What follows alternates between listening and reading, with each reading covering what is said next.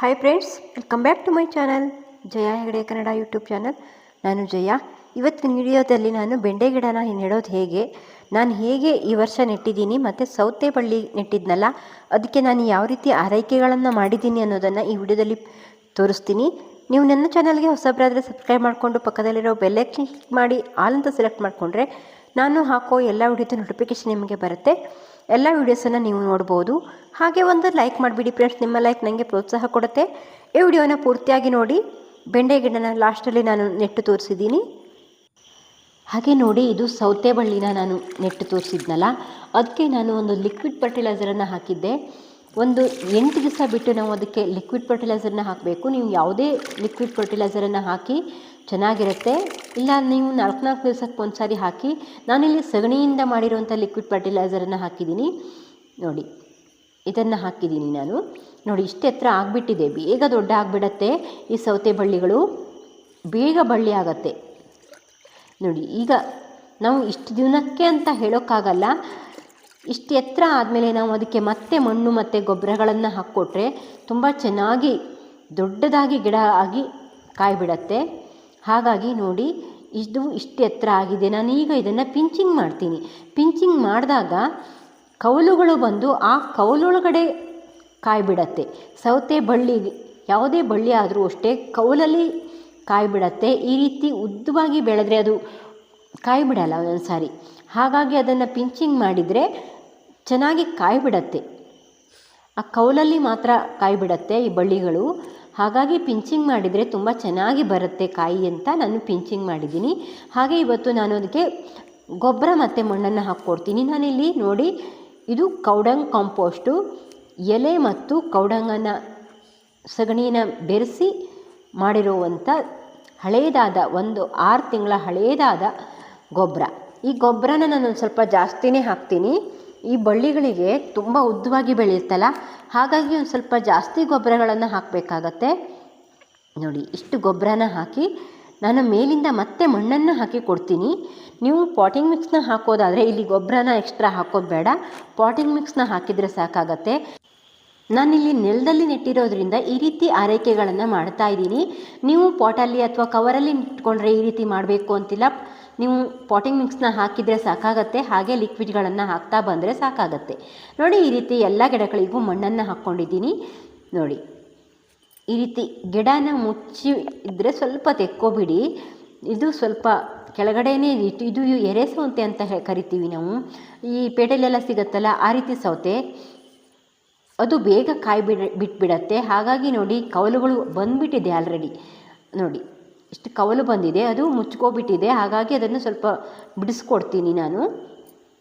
ಈಗ ನಾನು ಇದಕ್ಕೆ ಮಲ್ಚಿಂಗ್ ಮಾಡಬೇಕು. ನೀವು ಯಾವುದೇ ರೀತಿ ಕೃಷಿ ತ್ಯಾಜ್ಯದಿಂದ ಮಲ್ಚಿಂಗ್ ಮಾಡಿ, ತೆಂಗಿನ ನಾರು ಅಥವಾ ಏನಾದರೂ ತಗೊಂಡು ಮಲ್ಚಿಂಗ್ ಮಾಡಿ.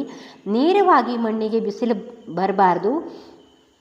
ಬೀಳಬಾರ್ದು. ಹಾಗಾಗಿ ನಾವು ಈ ರೀತಿ ಮಲ್ಚಿಂಗ್ ಮಾಡೋದ್ರಿಂದ ಕೆಳಗಡೆ ಸೂಕ್ಷ್ಮಾಣು ಜೀವಿಗಳಿಗೆ ಉತ್ಪತ್ತಿಯಾಗಿ ಆ ಗೊಬ್ಬರ ಮಣ್ಣಲ್ಲಿ ಬೆರೆತು ಚೆನ್ನಾಗಿ ಕಂಪೋಸ್ಟ್ ಆಗಿ ಅದು ಗಿಡಗಳಿಗೆ ಆಹಾರವನ್ನು ಕೊಡುತ್ತೆ. ಹಾಗಾಗಿ ನಾವು ಇಲ್ಲಿ ಮಲ್ಚಿಂಗ್ ಮಾಡೋದು ತುಂಬ ಅವಶ್ಯವಾಗಿರುತ್ತೆ. ಯಾವುದೇ ಗಿಡಕ್ಕಾದರೂ ಅಷ್ಟೇ ಮಲ್ಚಿಂಗ್ ತುಂಬಾ ಇಂಪಾರ್ಟೆಂಟ್ ಅಂತ ನಾನು ಪ್ರತಿ ವಿಡಿಯೋದಲ್ಲೂ ಹೇಳ್ತೀನಿ. ಯಾಕಂದರೆ ನೀವು ಹೊಸಬರಾದರೆ, ಅಂದರೆ ಈ ವಿಡಿಯೋನ ಮಾತ್ರ ನೋಡ್ತಾ ಇದ್ದರೆ ನಾನಿಲ್ಲಿ ಹೇಳೋದು ತುಂಬ ಅವಶ್ಯವಾಗಿರುತ್ತೆ. ಹಾಗಾಗಿ ನಾನು ಪ್ರತಿಯೊಂದು ವಿಡಿಯೋದಲ್ಲೂ ಎಲ್ಲವನ್ನೂ ಡೀಟೇಲಾಗೇ ಹೇಳ್ತೀನಿ. ನಿಮ್ಗೆ ಯಾರಾದರೂ ಬೇಜಾರಾದರೆ ಕ್ಷಮಿಸ್ಬಿಡಿ. ಹೊಸದಾಗಿ ನೋಡೋರಿಗೆ ಅದು ಗೊತ್ತಿರಲ್ವಲ್ಲ, ಹಾಗಾಗಿ ಹೇಳ್ತೀನಿ. ನೋಡಿ, ನಾನಿಲ್ಲಿ ಬೆಂಡೆ ಗಿಡನ ಹಾಕ್ಕೋಬೇಕು ಅಂತ ಅಂದ್ಕೊಂಡಿದ್ದೀನಿ. ಬೆಂಡೆನ ನಾನು ಕಪ್ಸಲ್ಲಿ ಹಾಕಿದ್ನಲ್ಲ, ಪೇಪರ್ ಕಪ್ಸಲ್ಲಿ, ಅದನ್ನು ನಾನಿಲ್ಲಿ ಸಾಲುಗಳನ್ನು ಮಾಡಿಕೊಂಡು ಗಿಡನ ನೆಟ್ಕೋತೀನಿ. ನಾನು ಯಾವ ರೀತಿ ಸಾಲನ್ನು ಮಾಡ್ತೀನಿ ಅಂತ ನೋಡ್ತಾ ಹೋಗಿ. ನಾನು ಆಲ್ರೆಡಿ ಒಂದು ವಿಧಾನದಲ್ಲಿ ನಾನು ಬೆಂಡೆ ಗಿಡನ ನೆಟ್ಟು ತೋರಿಸಿದ್ದೀನಿ. ಅದು ಯಾರಾದರೂ ನೋಡಿಲ್ಲ ಅಂದರೆ ನೋಡಿ. ನಾನು ಬೇಸಿಗೆನಲ್ಲಿ ಯಾವ ರೀತಿ ಬೆಂಡೆ ಗಿಡನ ಹಾಕೋದು ಅಂತ ಬೇಸಿಗೆನಲ್ಲಿ ತೋರಿಸಿದ್ದೆ. ಈಗ ಇನ್ನೂ ಮಳೆಗಾಲ ಮುಗಿದಿಲ್ಲ ನಮ್ಮ ಕಡೆ, ಹಾಗಾಗಿ ನಾನು ಈ ರೀತಿ ನೆಟ್ಕೋತಾ ಇದ್ದೀನಿ ಈ ವರ್ಷ. ಈ ರೀತಿ ನೆಟ್ಟರೂ ಕೂಡ ತುಂಬ ಚೆನ್ನಾಗಿ ಬರುತ್ತೆ. ಇದು ನಾವು ಮಳೆಗಾಲದಲ್ಲಿ ನೆಡುವಂಥ ಪದ್ಧತಿ. ನಾವು ಈ ರೀತಿ ಪದ್ಧತಿಯಲ್ಲಿ ನೆಟ್ಕೊಂಡ್ರೆ ತುಂಬ ಚೆನ್ನಾಗಿ ಬರುತ್ತೆ. ನೋಡಿ, ನಾನಿಲ್ಲಿ ಅಡಿಕೆ ಸಿಪ್ಪೆನ ಹಾಕ್ಕೊಂಡು ಒಂದು ಸಾಲುಗಳನ್ನು ಮಾಡ್ಕೊಂಡಿದ್ದೀನಿ. ಬರೀ ಅಡಿಕೆ ಸಿಪ್ಪೆನ ಹಾಕ್ಕೊಂಡಿದ್ದೀನಿ.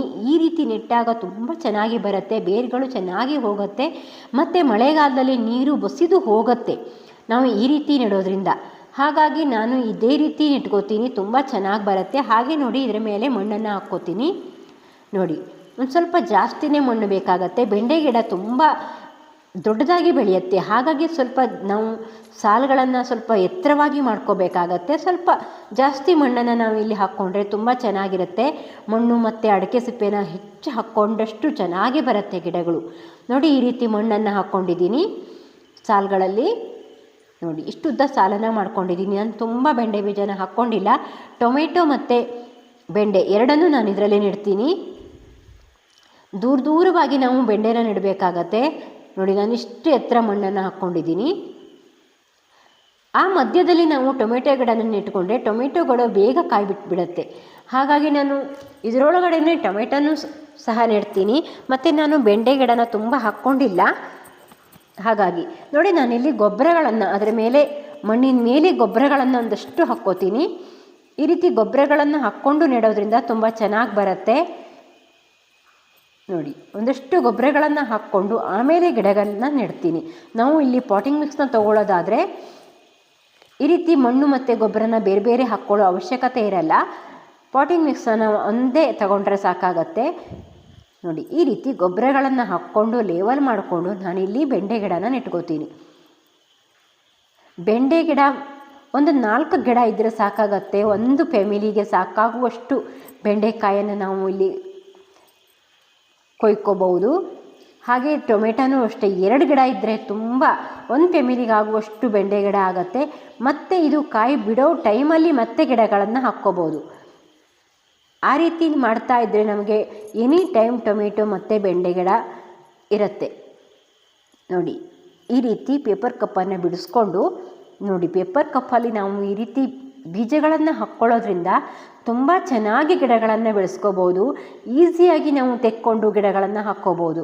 ನಾನು ಪೇಪರ್ ಕಪ್ಪಲ್ಲಿ ಮತ್ತು ಬಾಟ್ಲಲ್ಲಿ ಎಲ್ಲ ಹಾಕಿ ಬೀಜಗಳನ್ನು ಯಾವ ರೀತಿ ಹಾಕೋದು ಅಂತ ತೋರಿಸಿದ್ದೀನಿ. ನೀವು ಯಾರಾದರೂ ನೋಡಿಲ್ಲ ಅಂದರೆ ಆ ವಿಡಿಯೋಸನ್ನು ನೋಡಿ ಕೆಳಗಡೆ ಆ ಗಿಡನ ಇಟ್ಟು ಮತ್ತೆ ಮಣ್ಣನ್ನು ಮುಚ್ಚಿದ್ದೀನಿ. ಒಂದು ಹೊಂಡ ಥರ ಹೋಲ್ ಥರ ಮಾಡಿಕೊಂಡು ಅದರೊಳಗಡೆ ಸಸಿನ ಇಟ್ಟು ಆಮೇಲೆ ಮತ್ತೆ ಮುಚ್ಚಿದ್ದೀನಿ. ಆಮೇಲೆ ನಾನಿಲ್ಲಿ ಮತ್ತೆ ಮಲ್ಚಿಂಗನ್ನು ಮಾಡ್ತೀನಿ. ನೋಡಿ ನಾವಿಲ್ಲಿ ಒಂದು 2 ಗ್ರೇಣು ಆಗುವಷ್ಟು ಬಿಟ್ಟು ಮತ್ತೊಂದು ಗಿಡನ ನೆಡಬೇಕು. ಬೆಂಡೆ ಗಿಡ ತುಂಬ ಅಗಲವಾಗಿ ಬರುತ್ತೆ. ಹಾಗಾಗಿ ಸ್ವಲ್ಪ ನಾವು ದೂರನೇ ನೆಟ್ಕೊಂಡ್ರೆ ಚೆನ್ನಾಗಿರುತ್ತೆ. ಇಲ್ಲ ಅಂದರೆ ಅದಕ್ಕೆ ನಾವು ಕೊಟ್ಟ ಆಹಾರ ಸಾಕಾಗಲ್ಲ. ಹಾಗಾಗಿ ನಾವು ಸ್ವಲ್ಪ ದೂರನೇ ನೆಟ್ಕೋಬೇಕು. ನೋಡಿ ಈ ರೀತಿ ತೆಕ್ಕೊಂಡು ಮತ್ತೊಂದು ಗಿಡನೂ ನಾನು ಇದೇ ರೀತಿ ನೆಟ್ಕೋತೀನಿ. ನಾನಿಲ್ಲಿ 2 ಬೀಜನ ಒಂದರಲ್ಲಿ ಹಾಕ್ಕೊಂಡಿದ್ದೀನಿ. ಹಾಗೇ ನಾನು ನೆಡ್ತೀನಿ. 2 ಗಿಡ ಇದ್ದರೆ ಏನೂ ಆಗಲ್ಲ. ನೋಡಿ ಈ ರೀತಿ ಮುಚ್ಚಬೇಕು. ನೋಡಿ ಸ್ವಲ್ಪ ಪ್ರೆಸ್ ಮಾಡಬೇಕು. ನೋಡಿ ಈ ರೀತಿ ಪ್ರೆಸ್ ಮಾಡ್ಕೊಂಡಿದ್ದೀನಿ.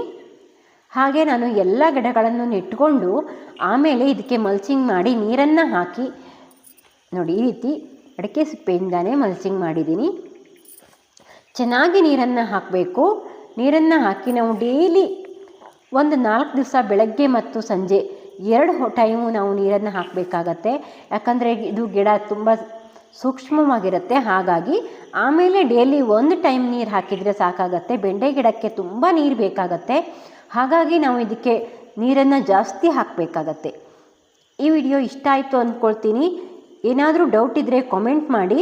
ನೋಡಿ ಈ ಟೊಮೆಟೊ ಗಿಡನೂ ನೆಟ್ಕೊಂಡಿದ್ದೀನಿ. ಅದರ ಪಿಂಚಿಂಗ್ ಮಾಡ್ತೀನಿ. ಈಗಲೇ ಅದನ್ನು ಪಿಂಚಿಂಗ್ ಮಾಡ್ತೀನಿ. ಬೆಂಡೆ ಗಿಡನ ಪಿಂಚಿಂಗ್ ಮಾಡೋ ಅವಶ್ಯಕತೆ ಇಲ್ಲ. ನಾನು ಟೊಮೆಟೊ ಗಿಡನ ಪಿಂಚಿಂಗ್ ಮಾಡ್ತೀನಿ. ಹಾಗೆ ಬೆಂಡೆ ಗಿಡದ ಆರೈಕೆಯನ್ನು ನಾನು ಹೇಗೆ ಮಾಡ್ತೀನಿ ಅಂತ ಮುಂದಿನ ವಿಡಿಯೋಗಳಲ್ಲಿ ತೋರಿಸ್ತೀನಿ. ಹಾಗಾಗಿ ಸಬ್ಸ್ಕ್ರೈಬ್ ಮಾಡಿಕೊಂಡು ಪಕ್ಕದಲ್ಲಿರೋ ಬೆಲ್ಲೈಕನ್ ಕ್ಲಿಕ್ ಮಾಡಿ ಆಲ್ ಅಂತ ಸೆಲೆಕ್ಟ್ ಮಾಡ್ಕೊಳ್ಳಿ. Thank you for watching. ಈ ವಿಡಿಯೋಕ್ಕೊಂದು ಲೈಕ್ ಮಾಡಿಬಿಡಿ. ಈ ವಿಡಿಯೋನ ಪೂರ್ತಿಯಾಗಿ ನೋಡಿದ್ದಕ್ಕೆ ಧನ್ಯವಾದ. ಬಾಯ್.